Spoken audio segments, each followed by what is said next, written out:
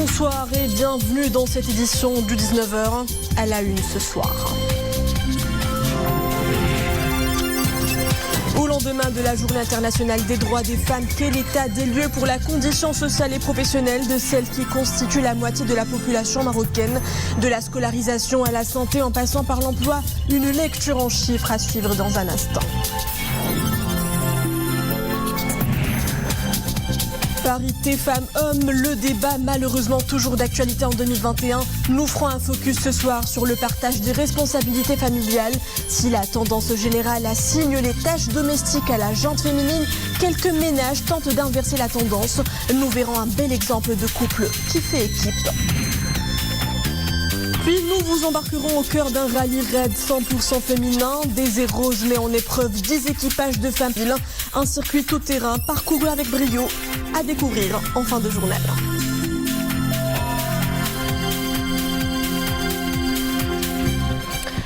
Elle constitue un peu plus de la moitié de la population marocaine, mais quel est son vrai statut au sein de notre société? Nous verrons quelle place occupe la femme au Maroc, à l'école, dans le monde professionnel, mais également au sein de la famille où elle continue à supporter les charges des travaux domestiques. Lecture en chiffres avec Mohamed Aitlishker.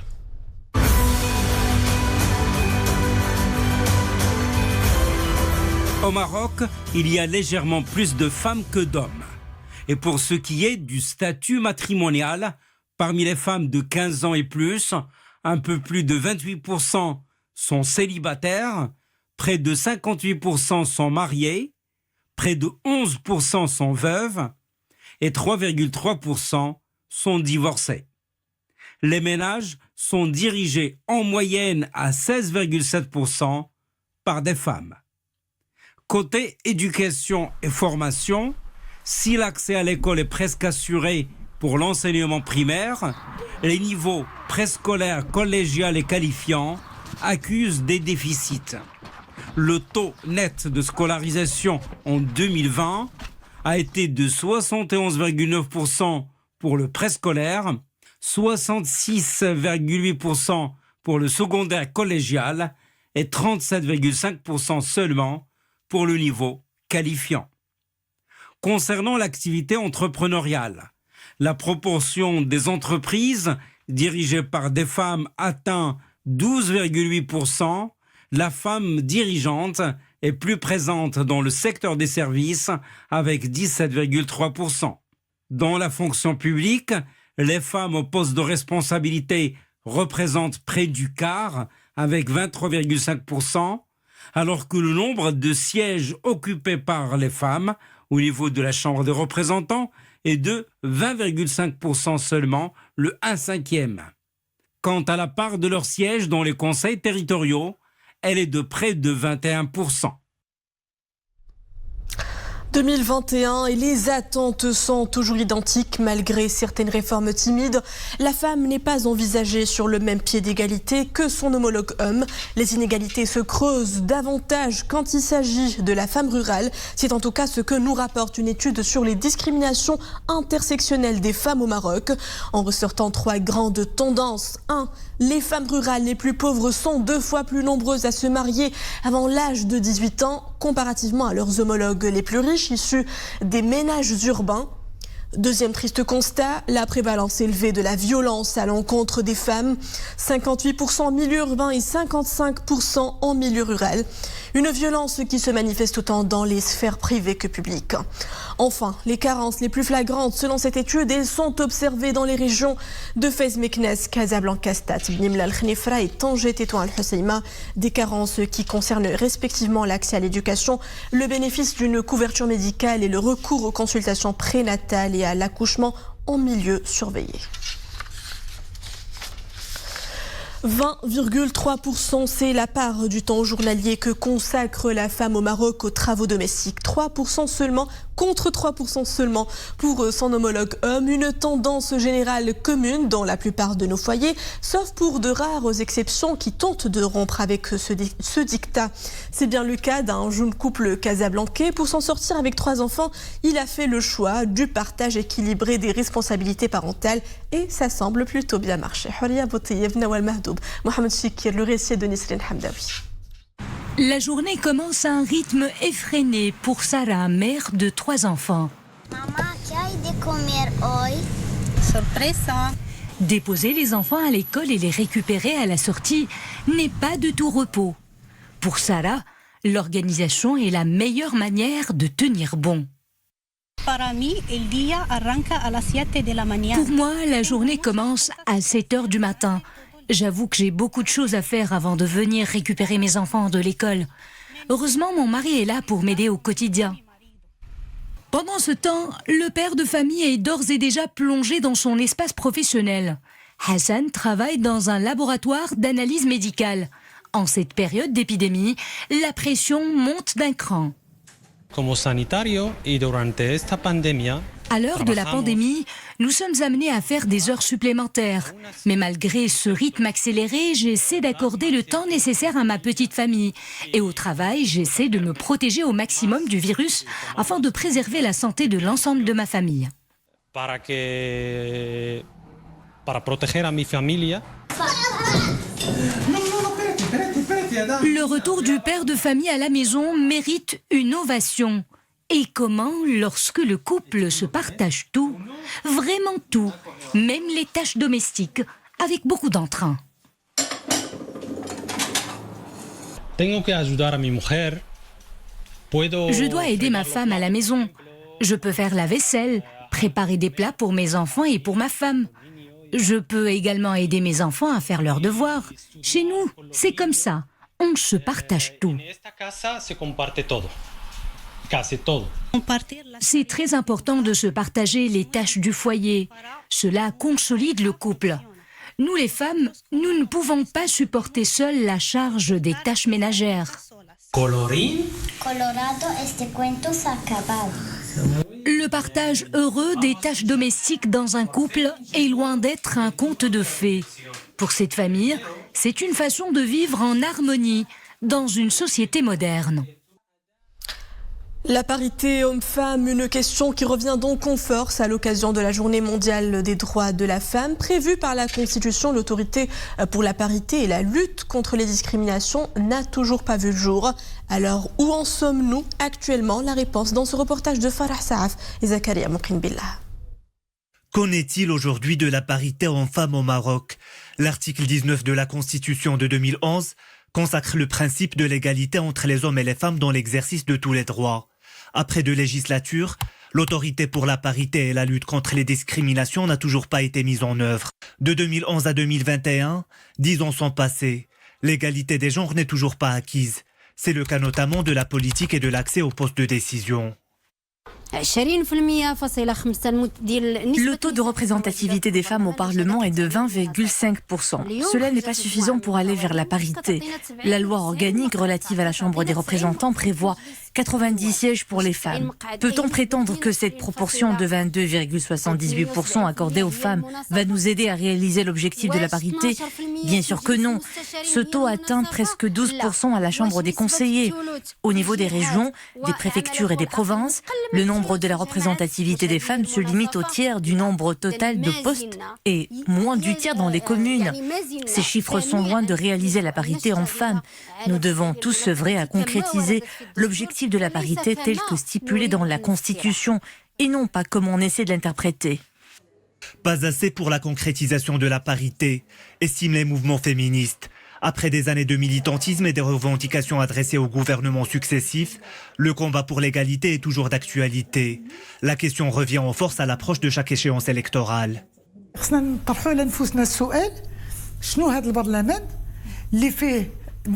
Les parlementaires marocaines revendiquent la parité. C'est un droit garanti par la Constitution et les engagements internationaux du Maroc à travers les traités ratifiés et les objectifs du développement durable.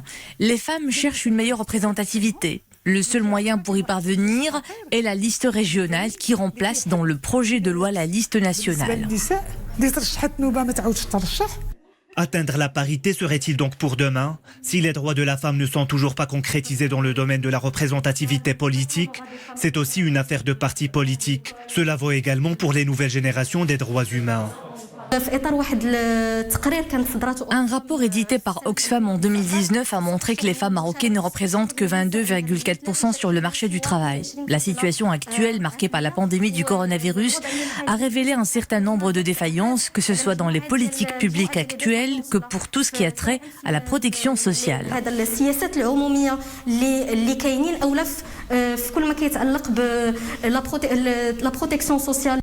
Au Maroc, les femmes restent minoritaires dans les postes de pouvoir et les instances dirigeantes.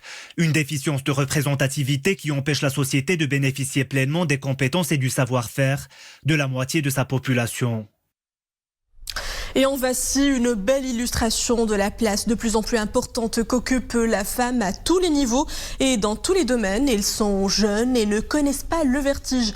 L'équipe parachutiste féminine des Forces armées royales, une unité d'élite expérimentée qui a fait ses preuves dans de prestigieuses compétitions internationales. Nous les avons accompagnées lors de leur séance de formation et d'entraînement. Des images à vous en donner le tournis. Abdelhamid Jevrani, Yassine Mourafer, le commentaire est de Mounia Marouche.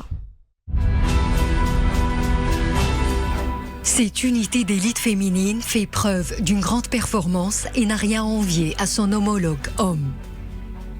Elle s'est même distinguée avec brio dans les grandes compétitions sportives à l'international, notamment le championnat du monde en Chine, où les femmes parachutistes des Forces armées royales marocaines ont décroché la première place et donc la médaille d'or.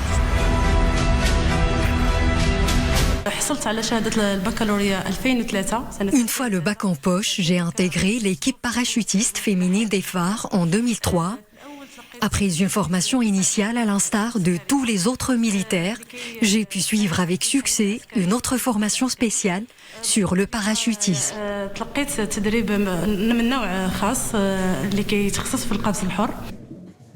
Leur triomphe est le fruit d'un travail acharné et d'une grande détermination. Rien n'est laissé au hasard pour ces femmes qui enchaînent les formations et les entraînements.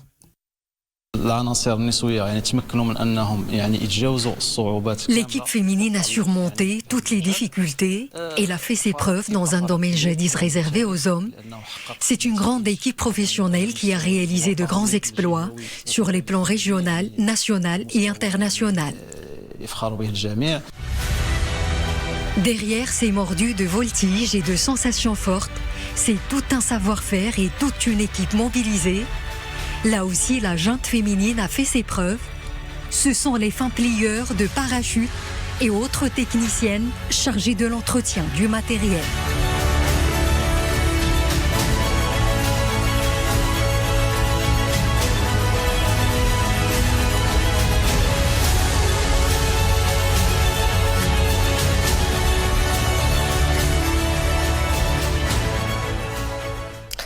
Elles arborent leurs uniformes autrefois uniquement réservés à leurs collègues hommes. Les futurs officiers ingénieurs femmes de l'école royale navale s'imposent dans un environnement militaire et exécutent avec brio leur mission au même titre que leurs coéquipiers hommes. Immersion au cœur de la prestigieuse royale navale de Casablanca dans ce reportage signé Sarah Katirel et Mohamed Laroui. Les femmes marocaines sont dans le même bateau que les hommes dans la marine royale. Sur la frégate Mohamed VI, une furtive multimission, les femmes font partie intégrante de l'équipage opérationnel de la frégate. Elles exécutent des manœuvres délicates de calcul nautique à la navigation astronomique, mais manient aussi des systèmes de télécommunication et d'informatique, des systèmes radar et détection et des systèmes énergétiques, électriques et thermiques.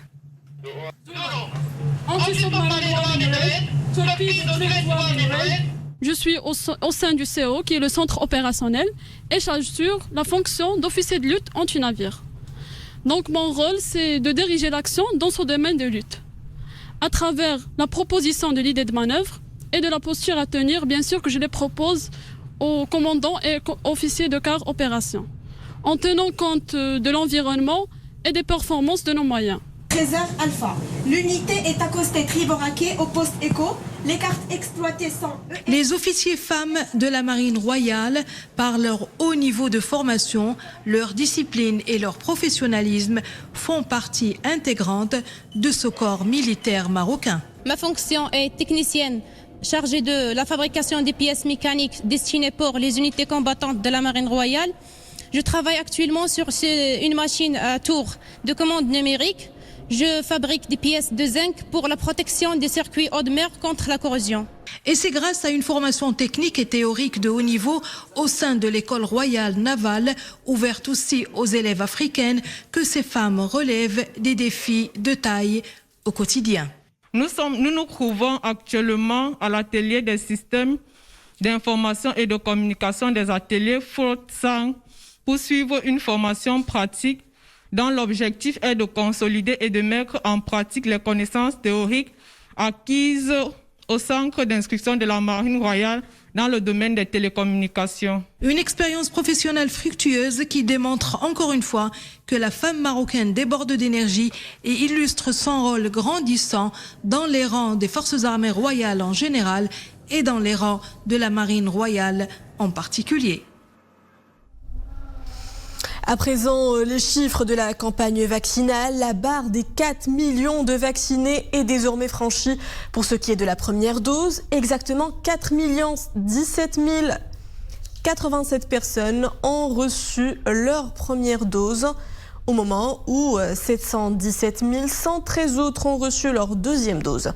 Le Maroc se classe à la 9e place au plan mondial avec près de 11% des habitants déjà vaccinés.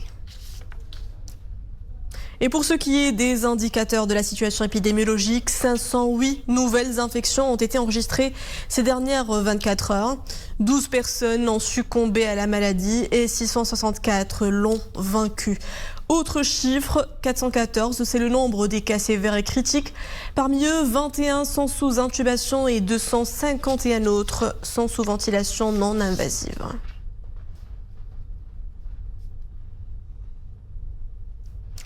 Journaliste, écrivaine, puis galeriste, c'est le monde rêvé vécu de Ablah Babou, une passionnée d'écriture et d'art. À Rabat, il a fondé et dirige une galerie dédiée aux arts contemporains, ouvert aux valeurs sûres comme aux jeunes talents de la nouvelle scène. Le lieu est un espace de libre expression peuplé par des hommes et des femmes en qui la jeune galeriste croit. En cette commémoration du 8 mars, notre équipe est allée à la rencontre d'une femme de conviction pour qui la parité est avant tout une question d'éducation. Voici son portrait. Manablou, Hamza Sayah et Nordielo Bani.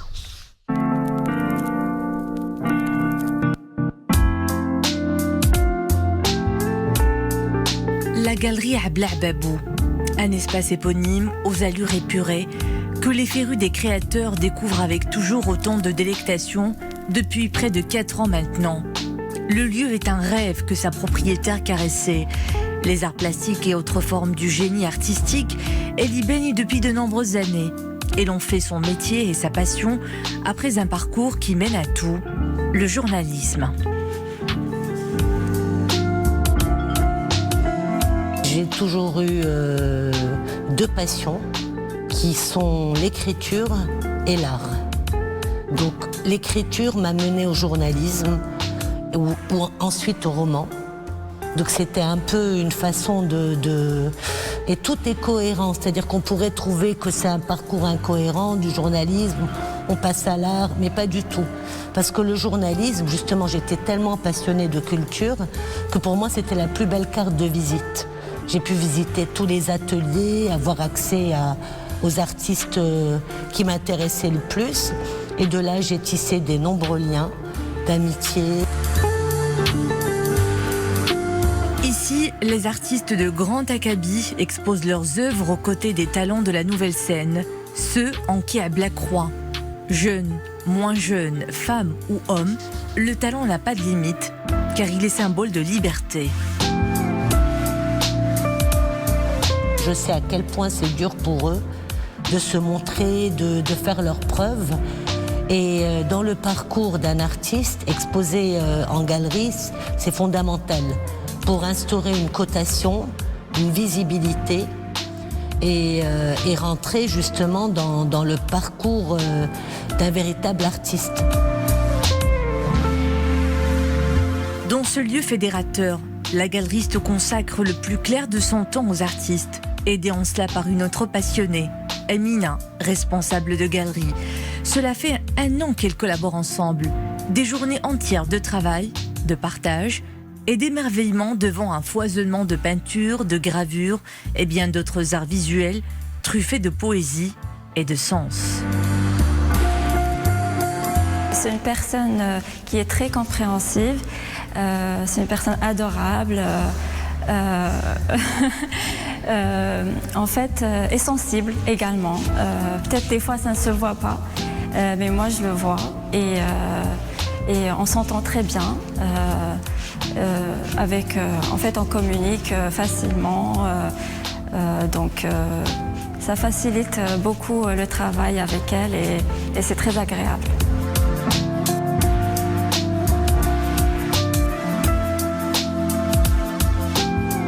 Dans le domaine de la création, il n'y a pas de rivalité homme-femme, seulement des sensibilités selon les repères de tout un chacun. Abla Babou nous le confirme, mais qu'en est-il de la parité? Une question d'éducation, nous répond la propriétaire des lieux. Une femme qui élève ses enfants sans faire de différence entre un garçon et une fille, c'est déjà un pari gagné. Moi, je crois que pour que notre société évolue, d'abord, la femme a un rôle à jouer au niveau de l'éducation et qu'elle élève sa fille et son garçon de la même façon, qu'ils soient à armes égales et ne pas faire de différence entre les sexes. Ça commence déjà par l'éducation. Un rapport d'égal à égal, sous l'angle de la déconstruction des stéréotypes dont certains ont toujours la peau dure dans l'imaginaire collectif. L'égalité des sexes est une approche consensuelle sur un terrain d'entente. Abla en est persuadé. Les actes valent plus que les paroles, les images aussi. Qui a dit que les femmes n'étaient pas performantes au volant? Ce reportage vous fera changer d'avis ou fera changer d'avis les plus sceptiques. Nos équipes ont accompagné un rallye 100% féminin de Marrakech à Ouarzazate, un circuit sur 1000 km en 4 étapes, durant lequel 10 équipages de pilotes chevronnés se sont aventurés sur des pistes boueuses, des épreuves tout-terrain. À vous, couper le souffle, Boubkar Brabrete Jawad Aïdara. L'expérience est unique. Premier rallye 100% marocain, 100% féminin.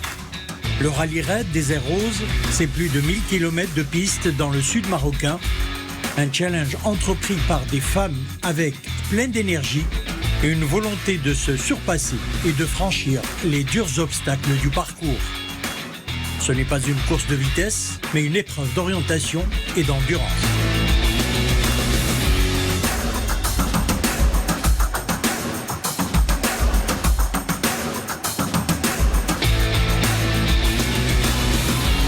Le rallye des Airs Roses est un rallye 100% marocain, 100% féminin, un rallye qui se fait sur 4 étapes, qui commence à la ville de Marrakech, en passant par Ouarzazate, Foumsguid et l'épreuve finale à Mohamed El-Ghazlan. Ce rallye a été organisé pour célébrer et fêter le jour de la femme, en encourageant les femmes à participer plus souvent à des événements comme ça, en les rendant beaucoup plus accessibles aux femmes du Maroc. Malgré les embûches et les pépins mécaniques, elles sont prêtes à relever tous les défis pour arriver à bon port, aidées en cela de leur seul GPS.